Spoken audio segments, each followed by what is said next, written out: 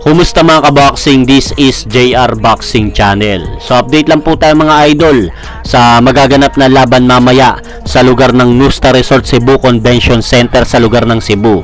So maglalaban nga po dyan mga idol ang dalawa nating Pilipinong pambatong boksingero na sina Arvin Magramo at Christian Araneta. At nakataya nga po sa magaganap na labanan na yan mamaya ay ang titulong IBF Junior Flyweight World Champion Title Eliminator. At kung sino nga po ang magwawagi sa labanan na yan mga idol, makakaharap nga po nito ang kampiyon na si IBF Junior Flyweight World Champion Adrian Coriel. At sa magsisilbing co-main event na laban naman po yan mga idol, mapapalaban naman po si Froilan Saludar kontra dito sa Hapon na si Keita Kuhihara. At nakataya nga po dyan mga kaboxing ang titulong OPBF Bantamweight Championship Belt.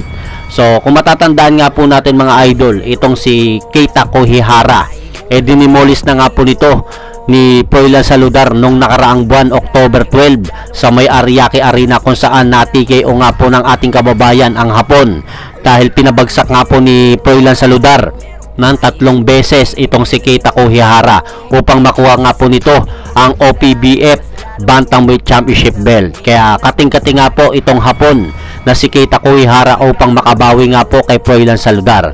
Kaya abangan nga po natin ang magaganap na laban na yan. At sa ibang balita naman po mga kaboxing, namataan nga po itong former WBA at IBF Super Bantamweight World Champion Marlon the Nightmare Tapales na manonood nga po ito sa magaganap na laban na yan dyan sa Cebu kontra dito sa dalawa nating pambatong boksingero na sina Arvin Magramo at Christian Araneta.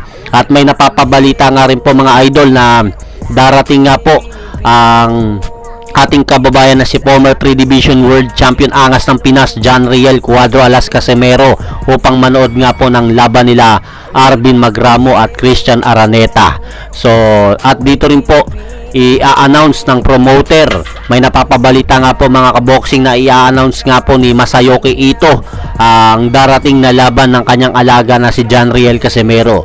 At may mga lumalabas na rin pong balita mga kaboxing na itong si John Riel Casimero at Marlon Tapales may namumuo na nga pong pag-uusap na pwede silang maglaban sa darating na buwan ng Mayo.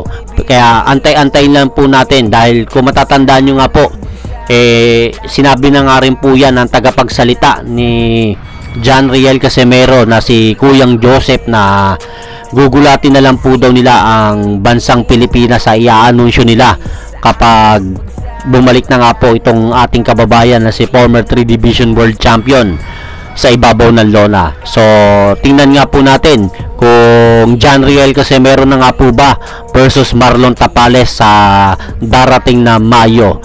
So abangan nga po natin yung mga laban na yan mamaya dyan sa Nusta Resort Cebu Convention Center sa lugar ng Cebu. At hanggang dito na lang po muna mga idol ang aking update sa mga aganapan sa mundo ng boxing. At syempre, pakisuportahan nyo po muna yung ating munting channel. Maraming salamat po.